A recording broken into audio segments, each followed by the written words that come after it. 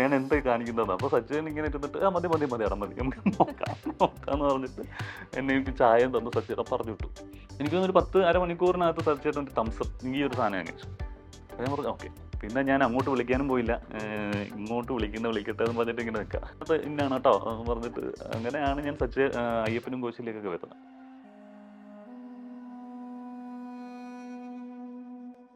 ഇഷ്ടമുള്ളത് ചെയ്യാന്നുള്ളത് ഒരു സംഗതി അച്ഛനും അമ്മയും ഞങ്ങളുടെ അടുത്ത് സ്കൂളിൽ പഠിക്കുന്ന സമയത്ത് എടായിരുന്നു പഠിക്ക് എന്നൊരു വാക്ക് ഞാൻ കേട്ടിട്ടില്ല ഇവരുടെ വായിന്ന്. ഞാൻ പഠിക്കുമെന്ന് ഇവർ പറഞ്ഞിട്ടില്ല ഞങ്ങളുടെ അടുത്ത്. എനിക്കൊന്ന് ടോവി, വിഷ്ണു, ഞാൻ, രൂപേഷേട്ടൻ, അങ്ങനെ കുറേ പേര് നമ്മൾ അവർ ചെയ്തുകൊണ്ടിരുന്ന പരിപാടികൾ റിസൈൻ ചെയ്തിട്ട് അല്ലെങ്കിൽ അതൊന്ന് മാറ്റി വെച്ചിട്ട് സിനിമയിലേക്ക് ഇറങ്ങിയ ഏകദേശം ഒരേ കാലഘട്ടത്തിലാണ്.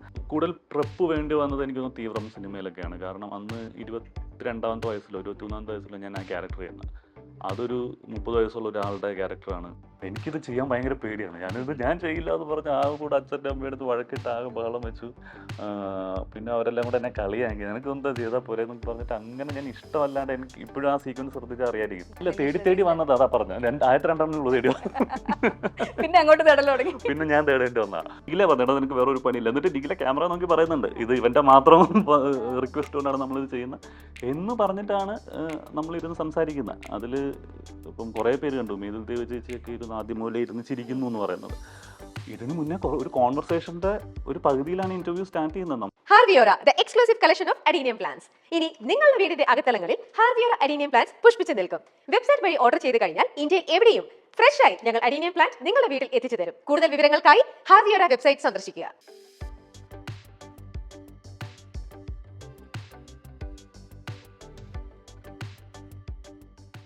മേക്കേഴ്സ് അവതരിപ്പിക്കുന്ന ആഴങ്ങളിലേക്ക് എല്ലാവർക്കും സ്വാഗതം.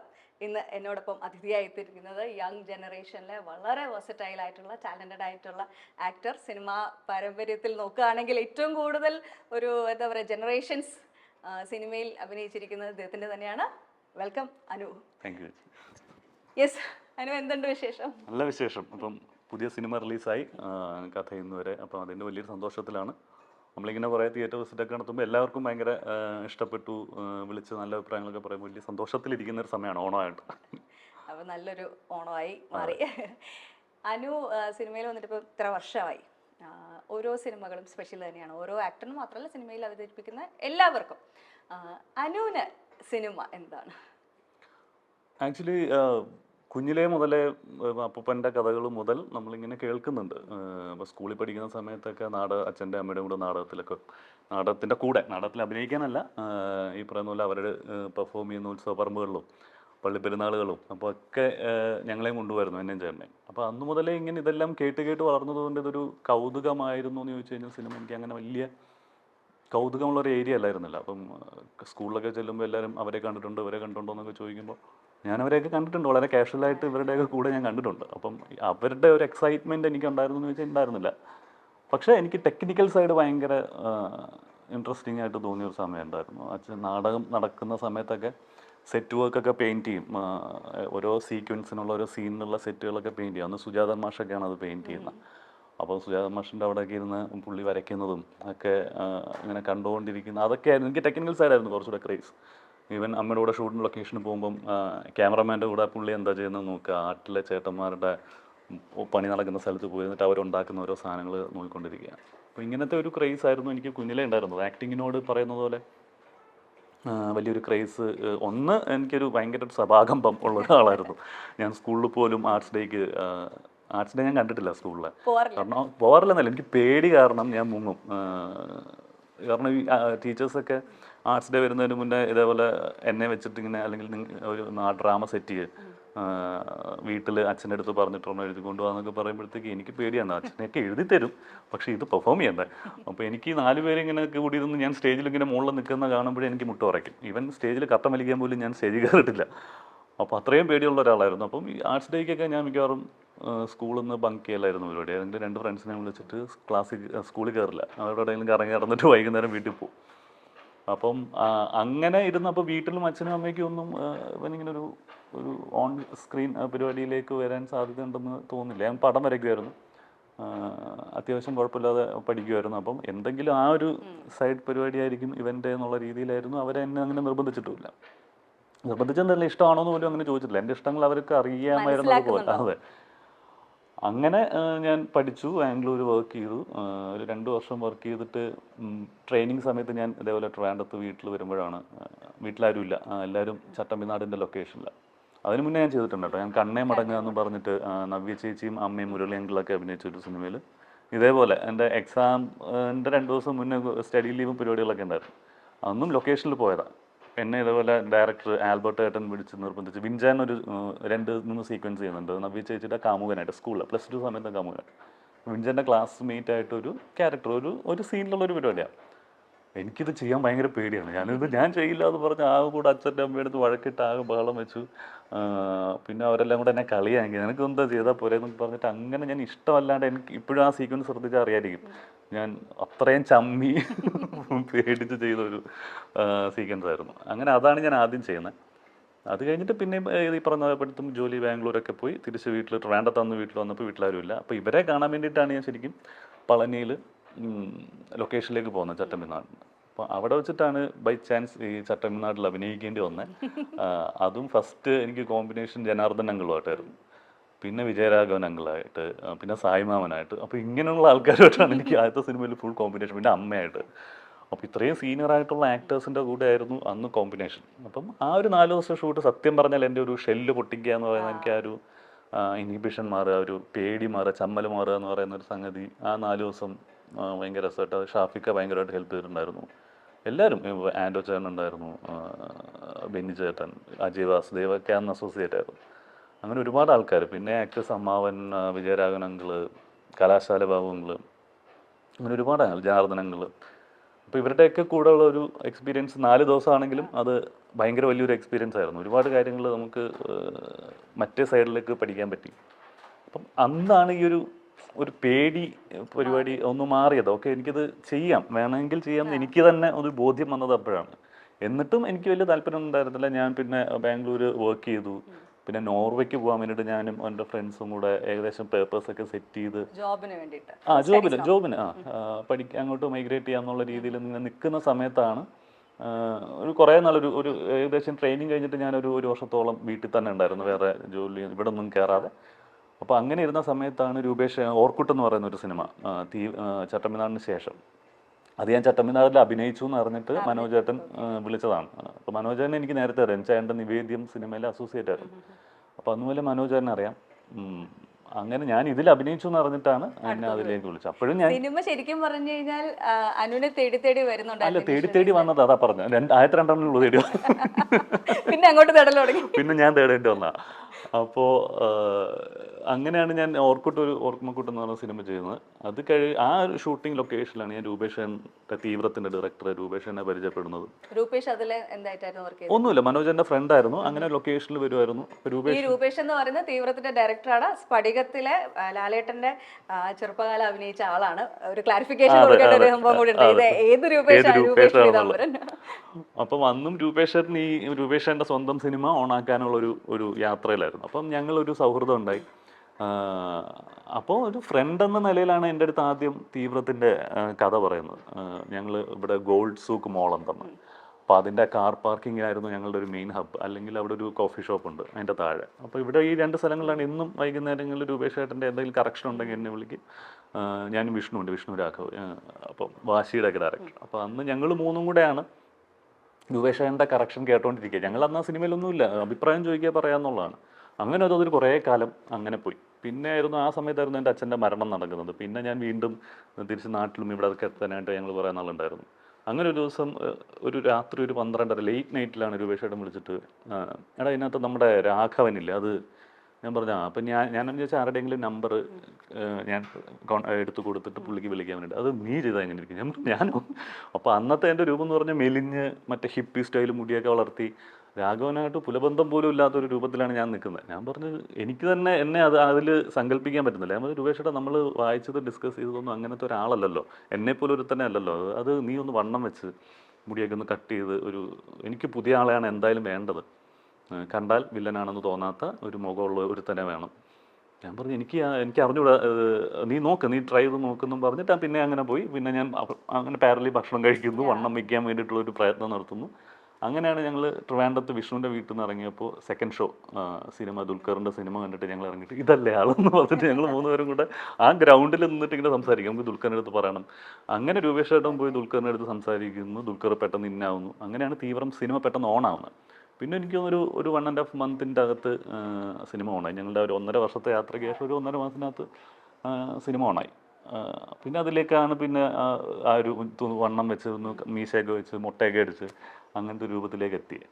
സത്യം പറഞ്ഞാൽ ആ സിനിമ മുതലാണ് ഇതാണ് എൻ്റെ പ്രൊഫഷൻ എന്ന്. കാരണം അതിൻ്റെ ഫുൾ യാത്രയിൽ ഞാൻ കൂടെ ഉണ്ടായിരുന്നു. അതിൻ്റെ ഒരു പേപ്പർ വർക്ക് മുതൽ തിയേറ്ററിൽ നമ്മൾ സ്ക്രീനിൽ കാണുന്നത് വരെ ഞാൻ ആ സിനിമയുടെ കൂടെ ഉണ്ട്. അപ്പോൾ ഫുൾ പ്രോസസ്സ് എന്നെ ഭയങ്കരമായിട്ട് സ്വാധീനിച്ചു എന്ന് വേണം പറയാം. കാരണം ഇതിനകത്ത് നമ്മൾ കോൺട്രിബ്യൂട്ട് ചെയ്യുന്ന സാധനങ്ങളും നമ്മളുടെ എന്തോ ഒരു ഹാപ്പിനെസ് അതിനകത്ത് ഉണ്ട് എന്നുള്ള സാധനം. അപ്പം ബാക്കി മറ്റേതല്ല, ഇതാണ് എൻ്റെ വഴി ഞാൻ തീരുമാനിക്കുന്നത്. അത് ആസ് ആൻ ആക്ടർ ഓരോരുത്തർക്കും ഓരോ രീതിയാണ് നമ്മൾ കഥാപാത്രങ്ങളെ അപ്രോച്ച് ചെയ്യുന്ന ശൈലികൾ. അനുവിനെ സംബന്ധിച്ചിടത്തോളം അനു എങ്ങനെയാണ് ഒരു ക്യാരക്ടറിനെ കൺസീവ് ചെയ്യുന്നത്? അങ്ങനെ ഞാൻ ഇപ്പം എനിക്ക് കൂടുതൽ പ്രെപ്പ് വേണ്ടി വന്നത് എനിക്കൊന്ന് തീവ്രം സിനിമയിലൊക്കെയാണ്. കാരണം അന്ന് 22ാമത്തെ വയസ്സിലോ 23ാമത്തെ വയസ്സിലോ ഞാൻ ആ ക്യാരക്ടർ ചെയ്യുന്നത്. അതൊരു 30 വയസ്സുള്ള ഒരാളുടെ ക്യാരക്ടറാണ്. കല്യാണം കഴിച്ച ഒരാളാണ്. അന്ന് ഞാൻ കല്യാണം കഴിച്ചിട്ടില്ല. ഓട്ടോ ഓടിക്കുന്ന ഒരാളാണ്. ജയിലിൽ കിടന്ന ഒരാളാണ്. അപ്പം അന്നത്തെ എൻ്റെ പ്രായത്തിലും ഒക്കെ വെച്ചിട്ട് അതിലേക്കൊന്ന് മാനസികമായിട്ട് പൊരുത്തപ്പെടാൻ കുറച്ച് സമയം വേണ്ടി വന്നു. അപ്പം ഞാൻ അന്ന് ഇതേപോലെ രൂപേഷൻ എനിക്കൊരു ഓട്ടോ അറേഞ്ച് ചെയ്ത് തന്നിട്ട് ഞാൻ എറണാകുളത്ത് മിക്ക വഴികളിലും അന്ന് ഓട്ടോ ഓടിച്ച് പ്രാക്ടീസ് ചെയ്തിട്ടുണ്ട്.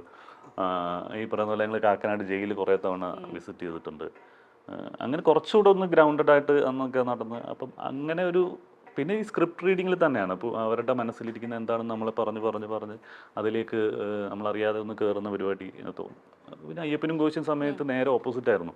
സച്ചേട്ടൻ പറഞ്ഞത്, നീ ഒരു പോലീസ്, എൻ്റെ ആദ്യത്തെ പോലീസ് ക്യാരക്ടറാണ്, നീ ഒരു പോലീസ് സിനിമകളും പോയി കാണരുത്, ഒരു റെഫറൻസും എടുക്കണ്ട, നീ വന്നാൽ മതി. കാരണം ഇത് അട്ടപ്പാടി പോലെ വളരെ ശാന്തമായിട്ടുള്ളൊരു സ്ഥലത്ത് സഹോദര തുല്യന്മാരായിട്ടുള്ള കൊളീഗ്സാണ്. ചിലവർ ചേട്ടനായിരിക്കും നിനക്ക്, ചിലവർ അനിയന്മാരായിരിക്കും, പെങ്ങന്മാരായിരിക്കും. അങ്ങനത്തെ ഒരു ആത്മബന്ധം നിലനിർത്തുന്ന ഒരു പോലീസ് സ്റ്റേഷനാണ്. അപ്പം അത് അത്രയും ഫ്രഷായിട്ട് വന്നാൽ മതി. ഇതിനകത്ത് സിനിമയിലെ ഇൻസിഡൻറ്റ് സംഭവിക്കുന്ന സമയത്ത് നിങ്ങൾ ക്യാരക്ടർ പോലും അത് അറിയുന്നുള്ളൂ. അപ്പോൾ എല്ലാവരും അതിലേക്ക് ആപ്പോഴാണ് കയറുന്നത്. ഇത് അവരുടെ മനസ്സിലുണ്ടായിരുന്നൊരു പ്രശ്നങ്ങളൊന്നുമല്ല. പിന്നെ ഈ CPO സുജിത്ത് എന്ന് പറയുന്ന ക്യാരക്ടറിൻ്റെ ഒരു ബാക്ക് സ്റ്റോറി എനിക്ക് പറഞ്ഞു തന്നെ. പുള്ളിയുടെ അച്ഛനാരായിരുന്നു, അമ്മയാരായിരുന്നു, പുള്ളി എങ്ങനെയാണ് വളർന്നു വന്നത്, ഏത് സ്കൂളിലാണ് പഠിച്ചത്, ഇതൊന്നും ആ സിനിമയ്ക്ക് ആവശ്യമില്ല. പക്ഷേ നമ്മളുടെ ഒരു ക്യാരക്ടർ ബിൽഡ് ചെയ്യാൻ, നമ്മുടെ ഒരു ഉപബോധ മനസ്സിൽ ആ സാധനം കിടക്കാൻ വേണ്ടിയിട്ട് സച്ചേട്ടൻ അങ്ങനത്തെ ഒരു ക്ലാസ് തന്നു. അപ്പോൾ അതൊക്കെ നമുക്ക് ഓരോ ലേണിംഗ് സെഷനാണ്. ഓരോ ക്യാരക്ടർ നമ്മൾ പറയുമ്പോൾ അതിനെ എങ്ങനെ നമുക്ക് നോക്കാം എന്നൊക്കെ ഒരു ചെറിയതായിട്ടുള്ള പരിപാടികൾ. ലളിത സുന്ദരത്തിലേക്ക് വന്നപ്പോൾ എനിക്ക് കുറേ കൂടെ എൻ്റെ റിയൽ ലൈഫായിട്ട് എനിക്ക് കണക്ട് ചെയ്യാൻ പറ്റി. 12th മാൻ എന്ന് പറയുമ്പോൾ ഒരുപാട് ഫ്രണ്ട്സ് സർക്കിളാണ്. അപ്പം അതൊക്കെ വെച്ചിട്ട് നമ്മൾ അങ്ങനെയൊക്കെ ഉള്ളൂ. ഒരു ഭയങ്കര ഭീകര ഒരു പ്രപ്പ് മാനസികമായിട്ടൊക്കെ എടുക്കുന്നതേ ഉള്ളൂ. അല്ലാണ്ട് എനിക്കൊരു ഫിസിക്കൽ ട്രാൻസ്ഫോർമേഷനുള്ള സിനിമകളൊന്നും അങ്ങനെ ഞാൻ ചെയ്തിട്ടില്ല. ഇപ്പം നമ്മൾ അയ്യപ്പനും കോശിയുടെ കാര്യം പറഞ്ഞു. ഇപ്പം സച്ചേട്ടൻ എന്ന് പറയുന്ന സംവിധായകൻ, റൈറ്റർ, ഒരുപാട് പേരെ ഇൻഫ്ലുവൻസ് ചെയ്തിട്ടുള്ള ഒരു വ്യക്തിയാണ്. വളരെ കുറച്ച് സിനിമകൾ, നമ്മൾ 30 വർഷം 40 വർഷം ഉള്ളൊരു ലൈഫല്ല അദ്ദേഹത്തിൻ്റെ. പക്ഷേ ചെയ്ത് അത്രയും കാലം തൊട്ട് ആ ചെറിയ കാലയളവിൽ അദ്ദേഹം ഭയങ്കര ഒരു പേരെടുക്കുകയും ഒരുപാട് പേരെ എന്താ പറയുക ഇൻസ്പയർ ചെയ്യുകയൊക്കെ ചെയ്തിട്ടുണ്ട്. സോ അദ്ദേഹമായിട്ടുള്ളൊരു ബന്ധത്തിനെ പറ്റിയിട്ട് സച്ചേട്ടനും എന്നെ സംബന്ധിച്ചുള്ള ഒരു സിനിമാക്കാരൻ സൗഹൃദം അല്ല. അതിൻ്റെ അപ്പുറത്തേക്ക് അത് ഞാൻ വളരെ യാദൃശികമായിട്ടാണ് സച്ചേട്ടനെ പരിചയപ്പെടുന്നത്. അതിന് മുന്നേ സച്ചേട്ടൻ്റെ സ്ക്രിപ്റ്റിലുള്ള സിനിമകളിൽ അമ്മയും വർക്ക് ചെയ്തിട്ടുണ്ടെങ്കിൽ റോബിൻഹുഡിലൊക്കെ അമ്മ വർക്ക് ചെയ്തിട്ടുണ്ട്. കുറേ 2-3 സിനിമകളിൽ അമ്മ വർക്ക് ചെയ്തിട്ടുണ്ട്. പക്ഷേ എങ്കിൽ പോലും അന്നൊന്നും സച്ചേട്ടനെ എനിക്ക് പരിചയപ്പെടാനുള്ള അവസരമൊന്നും ഉണ്ടായിട്ടില്ല. 7th ഡേ ഷൂട്ട് കഴിഞ്ഞിട്ട് ഞാൻ ഇതേപോലെ ഫ്ലാറ്റിലിരിക്കുന്ന സമയത്ത് ഒരു ദിവസം രാജുവേട്ടൻ വിളിച്ചിട്ട്, അതായത് എനിക്ക് 2 ദിവസം നാളെ, അതായത് ഇന്ന് വിളിച്ചിട്ട് മറ്റന്നാൾ എന്താ പരിപാടി അങ്ങനെ എന്തോ ചോദിച്ചു.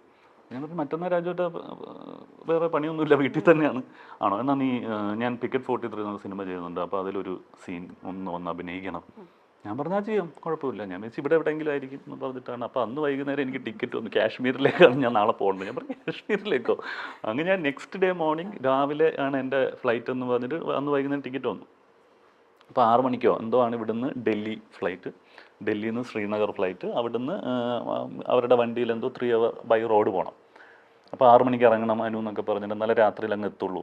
എന്നിട്ട് ഞാൻ 6 മണിക്ക് നെടുമ്പാശ്ശേരി എയർപോർട്ടിൽ വന്നപ്പം ബാദുക്കയാണെന്ന് തോന്നുന്നു. ബാദുക്ക എന്നെ വിളിച്ചിട്ട് അനുവിൻ്റെ കൂടെ സച്ചി കൂടെ ഉണ്ടാവും. സച്ചിയേട്ടൻ റൈറ്ററാണ്. അപ്പോൾ നിങ്ങൾ ഒരുമിച്ച് അങ്ങ് വന്നാൽ മതി എന്ന് പറഞ്ഞിട്ട് അങ്ങനെയാണ് സച്ചിയേട്ടനും ഞാനും കൂടെ ഒരു യാത്രയായിരുന്നു ഇവിടുന്ന് ശ്രീനഗർ വരെ.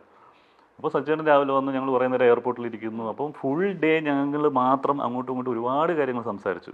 എൻ്റെ പഠിത്തത്തിൻ്റെ കാര്യങ്ങളും ഞാൻ വർക്ക് ചെയ്ത കാര്യങ്ങളും ചെയ്ത സിനിമകളും സച്ചേട്ടൻ്റെ പഴയ കാര്യങ്ങൾ, സച്ചേട്ടൻ അച്ഛനെ പറ്റിയുള്ള ഓർമ്മകളും അവരുടെ സൗഹൃദവും, സച്ചേട്ടൻ്റെ നാടക പരിപാടികൾ, സച്ചേട്ടൻ വക്കീലായിരുന്നപ്പോൾ ഉള്ള കാര്യങ്ങൾ, അങ്ങനെ ഒരുപാട് സിനിമ അല്ലാതെ ഒരുപാട് കാര്യങ്ങൾ സംസാരിച്ചൊരു വലിയൊരു സൗഹൃദം. സത്യം പറഞ്ഞാൽ അന്ന് ശ്രീനഗർ എത്തുന്നതിന് മുന്നേ ഞാനും സച്ചിനും ഒരു ഭയങ്കര ഒരു സൗഹൃദം, ചേട്ടാ എന്ന് സ്വാതന്ത്ര്യത്തോടെ വിളിക്കാൻ പറ്റുന്ന ഒരു സൗഹൃദം അന്നുണ്ടായി.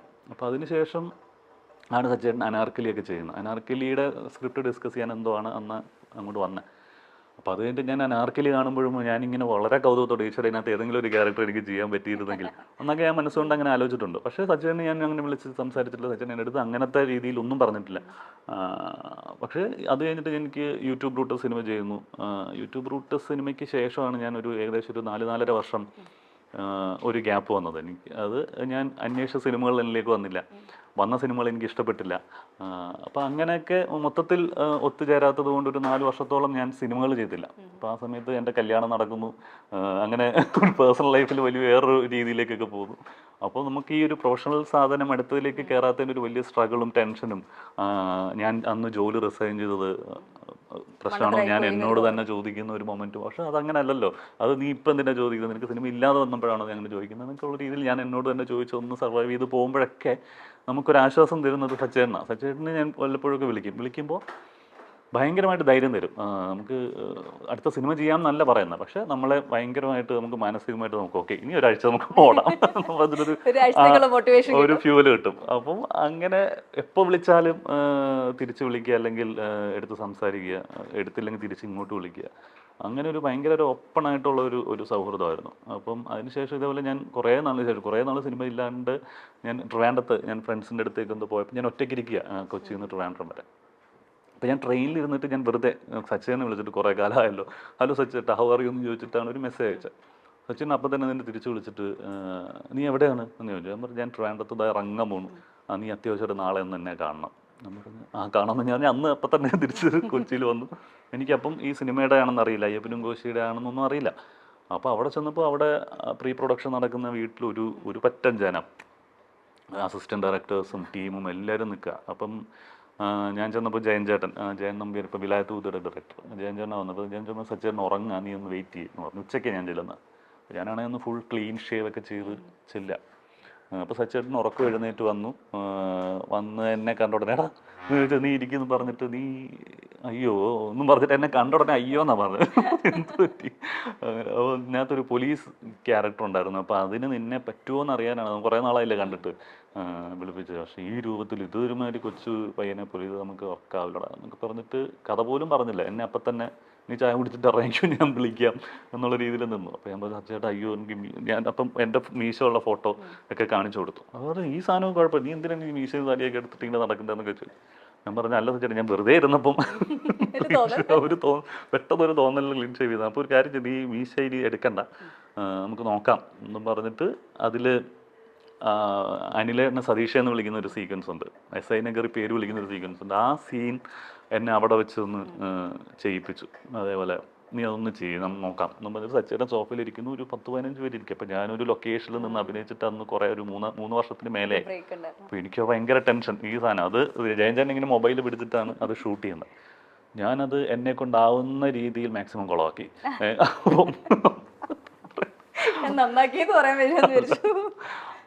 അത്രയും കുളമാക്കിയിട്ടാണ് ചെയ്തത്. അത് എനിക്ക് തന്നെ മനസ്സിലായി ഞാൻ എന്താ കാണിക്കുന്നത്. അപ്പോൾ സച്ചിൻ ഇങ്ങനെ ഇരുന്നിട്ട് മതി എടാ മതി നോക്കാന്ന് പറഞ്ഞിട്ട് എന്നെ ചായയും തന്നു. സച്ചിൻ പറഞ്ഞു വിട്ടു. പറഞ്ഞ് ഞാൻ പിന്നെ വീട്ടിൽ എനിക്ക് മനസ്സിലായത് അത്രയും മോശമായിട്ടാണ് ഞാൻ ചെയ്തത്. ഞാൻ പിന്നെ ഫ്ലാറ്റിൽ വന്നിട്ട് ഇതേപോലെ ഞാൻ റൂമിൽ കയറി, എൻ്റെ ഒരു ട്രൈപോഡ് ഉണ്ടായിരുന്നു, ഞാൻ അതൊക്കെ ഫിക്സ് ചെയ്ത് ഒറ്റയ്ക്ക് കഥ കടച്ചിട്ട് ഞാൻ ആ സീനിൻ്റെ ഡയലോഗ്സ് എനിക്ക് ഓർമ്മയുണ്ടായിരുന്നു. അപ്പോൾ ഞാൻ ഒന്നുകൂടെ ഞാൻ എൻ്റെ രീതിയിലൊന്ന് ചെയ്തിട്ട് സച്ചിനെ വാട്സപ്പ് ചെയ്തു സച്ചിയുടെ പറ്റുമെങ്കിൽ ഒന്ന് കണ്ടു നോക്കൂ, എനിക്ക് അവിടെ ചെയ്തത് എനിക്ക് ഒട്ടും ഇഷ്ടമായില്ല എന്ന് പറഞ്ഞു. എനിക്ക് സച്ചിനെ കാണില്ല എന്നായിരുന്നു എൻ്റെ കാരണം വാട്സപ്പ് ഒന്നും അങ്ങനെ റിപ്ലൈ വരുന്ന ഒരാളല്ല. എനിക്കൊന്നൊരു 10-1/2 മണിക്കൂറിനകത്ത് സച്ചിയുടെ തംസപ്പ് ഈ ഒരു സാധനം അയച്ചു. അപ്പോൾ ഞാൻ പറഞ്ഞു ഓക്കെ. പിന്നെ ഞാൻ അങ്ങോട്ട് വിളിക്കാനും പോയില്ല, ഇങ്ങോട്ട് വിളിക്കട്ടെ എന്ന് പറഞ്ഞിട്ട് ഇങ്ങനെ നിൽക്കുക. നെക്സ്റ്റ് ഡേ ആയപ്പോൾ ബാധുക്കെ വിളിച്ചിട്ട് എടാ നീ ഇതിനകത്ത് ഇന്നാണ് കേട്ടോ എന്ന് പറഞ്ഞിട്ട് അങ്ങനെയാണ് ഞാൻ അയ്യപ്പനും കോശിയിലേക്കൊക്കെ വരുന്നത്. അപ്പോൾ ഈ പറഞ്ഞ പോലെ എൻ്റെ ലൈഫിൽ ഭയങ്കരമായിട്ടുള്ളൊരു ഒരു ടേണിംഗ് പോയിന്റ് അല്ലെങ്കിൽ ഒരു ക്രൂഷ്യൽ സിറ്റുവേഷനിൽ ഹെൽപ്പ് ചെയ്ത ഒരാളാണ്. ഹെൽപ്പ് എന്നല്ല, അത് അങ്ങനെ നിന്ന ഒരാളാണ് ഇപ്പോഴും. സച്ചേട്ടൻ ഇപ്പം ഇന്നലെ ഞാൻ ട്രോള് കാണായിരുന്നു, ഒരു വീഞ്ഞു പോലെയാണ് സച്ചേട്ടൻ്റെ സിനിമകളെന്ന്. കാലം പഴകുന്തോറും അതിൻ്റെ വീര്യം കൂടി കൂടി വരുന്ന പോലത്തെ സിനിമകളാണ് സച്ചേട്ടൻ ചെയ്തിട്ടുള്ളത്. അപ്പം അങ്ങനെ ഒരാളുടെ സൗഹൃദം ഉണ്ടായതും അഭിനയിക്കാൻ പറ്റിയത് വലിയ ഭാഗ്യമാണ്. ഈ ഒരു 4.5 വർഷം അല്ലെങ്കിൽ അത്രയും ഒരു ബ്രേക്ക് വരിക എന്ന് പറയുന്നത് നമ്മൾ ഈ പറഞ്ഞ പോലെ പേഴ്സണൽ കോൺഫ്ലിക്റ്റ് ഉണ്ടോ, നമ്മൾ തന്നെ എടുത്ത ഡിസിഷൻസും നമ്മളുടെ ആഗ്രഹങ്ങളും നമ്മുടെ ആവശ്യങ്ങളും ഒക്കെ തമ്മിലുള്ള ഒരു കോൺഫ്ലിക്റ്റ് നടക്കുന്ന ഒരു സിറ്റുവേഷൻ ആയിരിക്കുമല്ലോ. സോ ആ ഒരു സമയത്ത് എങ്ങനെയാണ് ഡീൽ ചെയ്തെടുത്തത്? കാരണം നമുക്കറിയില്ല നാളെ എന്താവും എന്നുള്ളത്. അപ്പോൾ ആ ക്രൈസിസിനെ എങ്ങനെയാണ്? അത് ഒന്ന് കുഞ്ഞിലേ മുതലേ അച്ഛൻ നമുക്ക് പറയാതെ പറഞ്ഞു തന്ന ഒരുപാട് കാര്യങ്ങളുണ്ട്. കാരണം നീ ഇഷ്ടമുള്ളത് ചെയ്യാന്നുള്ളത് ഒരു സംഗതി അച്ഛനും അമ്മയും ഞങ്ങളുടെ അടുത്ത് സ്കൂളിൽ പഠിക്കുന്ന സമയത്ത് എടായിരുന്നു പഠിക്ക് എന്നൊരു വാക്ക് ഞാൻ കേട്ടിട്ടില്ല ഇവരുടെ വായിന്ന്. ഞാൻ പഠിക്കുമെന്ന് ഇവർ പറഞ്ഞിട്ടില്ല ഞങ്ങളുടെ അടുത്ത്. അപ്പോൾ ഈ അങ്ങനത്തെ നമുക്കൊരു സ്ട്രെസ്സ് തരുമോ, അല്ലെങ്കിൽ നമ്മളെ ഒരു ഓപ്പണായിട്ടുള്ളൊരു ഒരു പരിപാടിയായിരുന്നു. ഈവൻ ഒരു ഹൈസ്കൂൾ വരെ ഞാൻ പറഞ്ഞില്ല, ഞങ്ങൾ റെഗുലറായിട്ട് ഞങ്ങൾ ക്ലാസ്സിൽ പോയിട്ടില്ല എപ്പോഴും. അപ്പോൾ അങ്ങനെ ഒരുപാട് ആളുകളെ കണ്ടിട്ടുണ്ട്, ഒരുപാട് സാധാരണക്കാരുടെ വീടുകളിൽ പോയി ഞങ്ങൾ ക്രിക്കറ്റ് കളിച്ചിട്ടുണ്ട്. അപ്പം അങ്ങനെ ഒരുപാട് സൗഹൃദങ്ങൾ ഒരു കുറേ അപ്പൂപ്പനമ്മമാരുടെ വീട്ടിൽ പോയിരുന്നിട്ട് റാൻഡമായിട്ടായിരിക്കും. ഇപ്പോൾ കണ്ണൂർ പയ്യന്നൂർ പോലുള്ള സ്ഥലങ്ങളിൽ അവിടെ നമ്മൾ നേരത്തെ ചെല്ലും, ഒരു 5 മണിയാകുമ്പോൾ ഉത്സവ പറമ്പിൽ ചെല്ലും. അപ്പോൾ അവിടെ സെറ്റ് വർക്കും ഇതൊക്കെ കഴിഞ്ഞെടുക്കാൻ ഒരു രാത്രി 8 മണിക്കായിരിക്കും നാടകം. അപ്പോൾ അത്രയും സമയം അച്ഛൻ ഞങ്ങളെയും കൊണ്ട് ഇങ്ങനെ ആ ഗ്രാമങ്ങളിലൂടെയൊക്കെ ഇങ്ങനെ നടക്കും. നടന്നൊരു പരിചയമില്ലാത്ത വീട്ടിൽ കയറി അവിടെ പ്രായമായ അപ്പൂപ്പനും അമ്മൂമ്മയൊക്കെ ആയിരിക്കും ഇരിക്കുന്നത്. അവരുടെ അടുത്ത് സംസാരിച്ച് ഞങ്ങൾ സൈഡിലിരിക്കുന്നുണ്ടാവും, അവിടെ നിന്ന് വെള്ളം വാങ്ങിച്ച് കുടിച്ച്. അപ്പം ഈ കാഴ്ചകൾ നമ്മൾ സ്കൂളിൽ വന്ന് പറയുമ്പോൾ ഇവർക്കൊക്കെ ഭയങ്കര അങ്ങനത്തെ സാധനം. അപ്പം ഇങ്ങനത്തെ ഒരു സാധനം നമുക്ക് മുന്നിലേ കിട്ടിയിട്ടുണ്ട്. അപ്പോൾ ആ ഒരു ധൈര്യം ഇപ്പം എവിടെ ചെന്ന് നിന്നാലും നമ്മൾ സർവൈവ് ചെയ്ത് പോകും എന്നുള്ളൊരു ധൈര്യം ഉണ്ടായിരുന്നു. അപ്പോൾ ആ ഒരു ധൈര്യം അച്ഛൻ തന്നെയാണ് തന്നത്. കാരണം ഇഷ്ടമുള്ള പരിപാടി. ഇപ്പം ഞാൻ ബാംഗ്ലൂർ ഞാൻ തന്നെ പഠിച്ച് ഞാൻ തന്നെ എൻട്രൻസ് എഴുതി കിട്ടിയ ജോലിയാണ്. ആ ജോലി ചെയ്തുകൊണ്ടിരുന്നപ്പോൾ അച്ഛൻ ചേട്ടാ നിനക്ക് ഇഷ്ടമല്ലെങ്കിൽ പരിപാടി വിട്ടോട്ടോ എന്ന് എൻ്റെ അടുത്ത് പറഞ്ഞു. ഞാൻ സാലറി വാങ്ങിച്ചുകൊണ്ടിരിക്കുക. അപ്പോൾ ഞാൻ അങ്ങനെ എൻ്റെ ആരുടെയും ഫ്രണ്ട്സിൻ്റെ അച്ഛന്മാർ അങ്ങനെ പറഞ്ഞു കേട്ടിട്ട് നീ വരുമോ അങ്ങനെ. ഞാൻ സത്യം പറഞ്ഞൊരു ബ്രേക്ക് എടുത്ത ആ ഒരു ട്രെയിനിങ് കഴിഞ്ഞിട്ട് ഞാൻ ജോലി കയറുന്നതിന് മുന്നേ ഒരു ബ്രേക്ക് എടുത്തിട്ട് ഞാൻ പറഞ്ഞു ഓക്കെ ഇനി പുറത്തേക്ക് പോവാം എന്ന് പറഞ്ഞിട്ട്. ആ സമയത്തൊക്കെ ഇവിടെ ബാക്കി എൻ്റെ കൂടെ ഉള്ളവരൊക്കെ വർക്ക് ചെയ്യുന്നുണ്ട്. ഞാൻ പറഞ്ഞില്ല ഞാനൊരു ഗ്യാപ്പ് എടുക്കുക, അപ്പോൾ ഇനി പുറത്തേക്കുള്ള പരിപാടി നോക്കാം എന്നൊക്കെ പറഞ്ഞിട്ട്. അപ്പോൾ അത്രയും ഒരു സ്വാതന്ത്ര്യം മാനസികമായിട്ട് അച്ഛൻ തന്നിട്ടുണ്ട്. അപ്പം ആ ഒരു ധൈര്യം തന്നെയാണ്. കാരണം ഞാൻ ജോലി റിസൈൻ ചെയ്തപ്പോഴും ഞാൻ വീട്ടിൽ പറഞ്ഞിട്ടല്ല ജോലി ഞാൻ റിസൈൻ ചെയ്ത് കഴിഞ്ഞിട്ടാണ് വീട്ടിൽ പോയി പറയുന്നത്. അപ്പോൾ അവർക്കൊന്നും ഒരു ഞെട്ടലില്ലായിരുന്നു. അവർ ഓക്കെ നിൻ്റെ അടുത്ത പരിപാടി ഇതാണ്. ഞാൻ സിനിമ കമ്മിറ്റ് ചെയ്യുമ്പോഴും വീട്ടിൽ ചോദിച്ചിട്ടല്ല ചെയ്യുന്നത്. ഈവൻ പ്രേമിച്ചപ്പോഴും കല്യാണം കഴിക്കുന്ന നേരത്തും എല്ലാം അങ്ങനെ ഞാൻ എൻ്റെ ഒരു തീരുമാനം എടുത്തതിന് ശേഷമാണ് വീട്ടിലേക്ക് വന്ന് സംസാരിക്കുന്നതും. അപ്പോൾ ആ ഒരു ധൈര്യം എൻ്റെ കൂടെ ഉള്ളവർക്കും അച്ഛനായാലും അമ്മയാണെങ്കിലും ഈവൻ ഇപ്പോൾ ഭാര്യയാണെങ്കിലും ഒരു സ്ട്രെസ് തരാത്തതുകൊണ്ടായിരിക്കും നമ്മൾ പല സിറ്റുവേഷനിലും സർവൈവ് ചെയ്ത് പോകുന്നത്. ഇപ്പം നമ്മൾ ഓരോ സിനിമയ്ക്കും നമ്മൾ കൊടുക്കുന്നൊരു എഫേർട്ട് ഉണ്ട്. എല്ലാ സിനിമയ്ക്കും എല്ലാ ആൾക്കാരും ഇടുന്നുണ്ട്. പക്ഷെ എനിക്ക് തോന്നിയിട്ടുള്ളത് കുറച്ചധികം ഒരു കണക്ഷൻ എല്ലാ സിനിമകളുമായിട്ട് കീപ്പ് ചെയ്യാറുണ്ടെന്നുള്ളതാണ്. ഡയറക്ടർ ടീമുമായിട്ടും അല്ലെങ്കിൽ ആ ഒരു ഫ്രണ്ട്ഷിപ്പിനെ ബേസ് ചെയ്താണ് നിങ്ങളുടെ എല്ലാ സിനിമകളും വർക്കൗട്ട് ആവുന്നതാണ്. അങ്ങനെ ഒരു സംഭവം തോന്നിയിട്ടുണ്ട്. കാരണം സൗഹൃദങ്ങളുണ്ട്.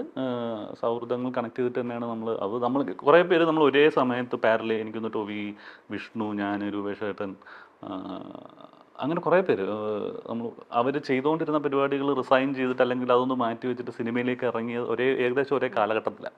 അപ്പം അങ്ങനെ പിന്നെ അല്ലല്ല തീവ്രത്തിൽ അവൻ അസിസ്റ്റന്റ് ഡയറക്ടറായിട്ട് വരാൻ കഴിഞ്ഞു. അവൻ ആക്ച്വലി അഭിനയിക്കാൻ അവസരം ചോദിച്ചിട്ടാണ് രൂപേഷൻ്റെ അടുത്ത് എത്തുന്നത്. അപ്പോൾ അന്ന് ഞാൻ ഇതേപോലെ ഒരു തമിഴ് സിനിമ ഒരു ഓഡിഷനൊക്കെ പോയി ചെന്നൈയിലൊക്കെ പോയി അവർ ഓക്കെ പറഞ്ഞു അത് ഷൂട്ട് തുടങ്ങുകയാണ് എന്നൊക്കെ പറഞ്ഞു. അപ്പോൾ ഏകദേശം ഷൂട്ട് തുടങ്ങുന്നത് ഒരേ സമയത്ത്, തീവ്രം ഷൂട്ട് തുടങ്ങുന്നതും ഈ സിനിമ ഷൂട്ട് തുടങ്ങുന്നതും ഒരേ സമയത്ത്. അപ്പോൾ ഈ തമിഴ് സിനിമയിൽ നായകനായിട്ടാണ് എന്നെ വിളിച്ചിരിക്കുന്നത്, ഇതിൽ വില്ലനാണ്. അപ്പോൾ എനിക്ക് അന്നും ഇങ്ങനെ ഭയങ്കര കൺഫ്യൂഷനായി. ഈശ്വര എന്ന് പറഞ്ഞു. അപ്പോൾ രൂപേഷേട്ടൻ പറഞ്ഞടാ നീ അതിനകത്ത് ഹീറോ പരിപാടിയാണ്, അപ്പോൾ നിൻ്റെ കോളാണ് എന്നുള്ള രീതിയിൽ ഇങ്ങനെ ഒരു ഡിസ്കഷൻ ഒരാഴ്ചയെ പോയുള്ളൂ. ഒരാഴ്ച ഇങ്ങനെ പോയി. അപ്പം ടോവിയുടെ അടുത്ത് പറയാം നീ പോവല്ലേ നീ അവൻ അങ്ങോട്ട് പോവാണെങ്കിൽ രാഘവൻ ടോവി ചെയ്യേണ്ടി വരും എന്നുള്ള രീതിയിൽ അങ്ങനെ ഉണ്ടായിരുന്നു. അങ്ങനെ ഞങ്ങൾ ഇന്നിപ്പം എൻ്റെ വൈഫ് അവളാണ് അന്ന് ഞങ്ങൾ പ്രേമിച്ചിട്ടുണ്ട്. അപ്പോൾ അവളാണ് പറഞ്ഞത് എന്തിനാ വെറുതെ തമിഴിലൊക്കെ പോയി, നിങ്ങൾ ഇത്രയും നാൾ അതിൻ്റെ കൂടെ നിന്നിട്ട് അവസാനം പോകൃത്തരം കാണിക്കരുത്. ഞാൻ പറഞ്ഞു ശരിയാണ്, എനിക്ക് അത് തന്നെയാണ്. കാരണം നമ്മൾ അതിൻ്റെ മൊത്തത്തിൽ അതിൻ്റെ കൂടെ നിന്നിട്ട് ലാസ്റ്റ് മിനിറ്റിൽ ഞാൻ ഇല്ല എന്ന് പറയുമ്പോൾ രൂപേഷൻ അതിനകത്ത് മുഖമൊന്നും കാണിച്ചില്ല. പക്ഷേ പിന്നെ ഞാൻ അവരുടെ അടുത്ത് വിളിച്ചു പറഞ്ഞു ഞാൻ ഇല്ല തമിഴിലില്ല എന്ന് പറഞ്ഞിട്ട്. പക്ഷേ ആ തീരുമാനം കറക്റ്റ് ആയിരുന്നു. ആ പ്രൊജക്റ്റ് കംപ്ലീറ്റ് ആയിട്ടുണ്ടോ എന്ന് എനിക്കറിയില്ല. ഞാൻ അങ്ങനെ ഒരു സിനിമ പിന്നെ കണ്ടില്ല. അങ്ങനെയാണ് തീവ്രത്തിലേക്ക് വന്നത്. ടോവി അന്ന് മുതലേക്ക് നമ്മുടെ കൂടെ ഉണ്ടായിരുന്നതാണ്. അത് കഴിഞ്ഞിട്ടാണ് ആ ലൊക്കേഷൻ വെച്ചിട്ടാണ് അവൻ ABCDയിലേക്ക് ജോയിൻ ചെയ്യുന്നത്. പിന്നെ അങ്ങനെ ഒരു ഗ്രാഫിലേക്ക് പോകുന്നു. ഞാൻ പറഞ്ഞത് അവനും ഇതേപോലെ, അവനും എത്രയോ നാൾ ജോലി കളഞ്ഞ് എത്രയോ സ്ട്രഗിൾ ചെയ്ത് ഈവൻ നമുക്ക് ആദ്യത്തെ 2 സിനിമകൾ ചെയ്യാൻ ഒരു പരിചയമെങ്കിലും ഉണ്ട്, ഒരു ഒരു ഒരു ഫാമിലിയുടെ കണക്ഷനും പരിചയം. അവൻ അതുപോലും ഇല്ലാതെയാണ്. റിസ്ക് ചെയ്തിട്ടാണ് പിന്നെ വന്നിരിക്കുന്നത് ഒരു ഞാൻ പറഞ്ഞ ആ ഒരു കൺസിസ്റ്റൻസിയാണ് വേണ്ടത് എല്ലാവർക്കും. ഒരുപാട് ആൾക്കാരെ ഞാൻ കണ്ടിട്ടുണ്ട് 2 വർഷം. ബട്ട് എഗെയിൻ ഒരു അൺസർട്ടനിറ്റി വരില്ലേ ആ സമയത്ത്? നമ്മൾ അയ്യോ വേണ്ടിയിരുന്നില്ല എന്ന് ഒരു പ്രാവശ്യം പോലും തോന്നിയിട്ടില്ല? ഇല്ല, അത് തോന്നിയിട്ട് കാര്യമില്ലല്ലോ. കാരണം അത് ഇതിൽ മാത്രമല്ല, അത് എവിടെയുണ്ട്. ഇപ്പൊ നാളെ നമുക്ക് കോവിഡ് വന്നപ്പോൾ എന്തായിരുന്നു?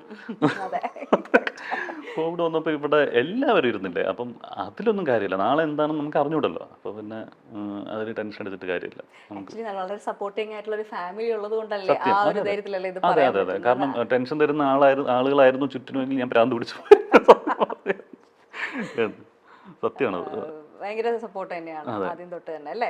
അവളാണ് നല്ല ഡിസിഷൻസ് ഒക്കെ എടുക്കുന്നതിൽ ഒരുപാട് നല്ല കൈ വെച്ചിട്ടുള്ള ഒരാളും കൂടിയാണ്. അതെ സത്യം. അതെ, ഫസ്റ്റ് സിനിമ തൊട്ട് തന്നെ. അതെ. അപ്പൊ കഥയിന്ന് വരെ നിഖിലയാണ് കൂടെ ഉള്ളത്. അപ്പോൾ എങ്ങനെയുണ്ടായിരുന്നു നിഖില ഇന്റർവ്യൂവിൽ തగ్గടിച്ചിരിക്കുകയാണ്. അതിനെപ്പറ്റി ഒരു വലിയൊരു വിഷയം ഇപ്പൊ ചർച്ചയായി നടക്കുന്നുണ്ട്. അപ്പൊ എങ്ങനെയായിരുന്നു നിഖിലയുടെ കൂടെയുള്ള ഒരു ഷൂട്ടിംഗ് പ്രോസസ് ഒക്കെ? സെറ്റിൽ ഇങ്ങനെയൊക്കെ തന്നെയാണ്? ഒരു കുട്ടിയാണ് നിങ്ങൾ ഈ പറയുന്ന പോലെ. ഞാൻ പറഞ്ഞിട്ടില്ല. വലിയ എനിക്ക് ആക്ച്വലി ഇന്റർവ്യൂവിന് പോയിരുന്നപ്പോഴാണ് എല്ലാവരും ഈ തഗ്റാണി എന്ന് പറഞ്ഞപ്പോൾ ഞാൻ നമ്മളൊക്കെ വൈബുള്ള നമ്മളെയൊക്കെ പോലെ സാധാരണ ഒരു കുട്ടിയാണ് അവള്.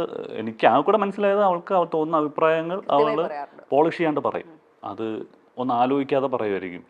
അത് ആക്ച്വലി നല്ലതല്ലേ? കാരണം അത് അങ്ങനെ ഒരാളെ അവഹേളിക്കുന്ന തരത്തിലല്ലല്ലോ പറയുന്നത്. അവർക്ക് ഒരു അഭിപ്രായം സംസാരിക്കുമ്പോൾ ഇച്ചിരി ഉറക്ക സൗണ്ട് ഇത്തിരി ഒച്ചത്തിലാണ്. ഇതൊക്കെ തന്നെ ഉള്ളൂ. ഇതൊക്കെയാണ് പ്രശ്നം. അല്ല, എനിക്കങ്ങനെ തോന്നിയ. കാരണം ഇപ്പൊ പറഞ്ഞ കുറെ അഭിപ്രായങ്ങൾ ഞാനിപ്പോ പറഞ്ഞ പക്ഷെ അതൊരു വലിയ ചർച്ചയായി മാറിയിട്ടുണ്ട്. ഇപ്പൊ നിഖില തന്നെ അതിനെ പറ്റി പറയുന്നുണ്ട് ഒരുപാട് സ്ഥലത്ത്. ഇതിനെ ബേസ് ചെയ്ത് തന്നെ പല ആൾക്കാരും ഇപ്പൊ കമന്റ്സ് ഇടുന്നുണ്ട്, അല്ലെങ്കിൽ പോസ്റ്റ് ഇടുന്നുണ്ട്. ഇപ്പം ഡയറക്ട്ലി ഇദ്ദേഹത്തെ തന്നെയാണോ ഉദ്ദേശിച്ചത് എന്ന് എനിക്കറിയില്ല. പക്ഷെ ഏകദേശം അത് പോയിന്റ് ചെയ്യുന്നത് നിഖിലയാണ് എന്ന് തോന്നുന്നുണ്ട്. ഇപ്പം മറ്റൊരു ആക്ട്രസ് ഇട്ടു, അതായത് സംസാരിക്കുമ്പോൾ ഇന്റർവ്യൂവിൽ വരുമ്പോൾ അങ്ങനെ പറയേണ്ട ആവശ്യമില്ല.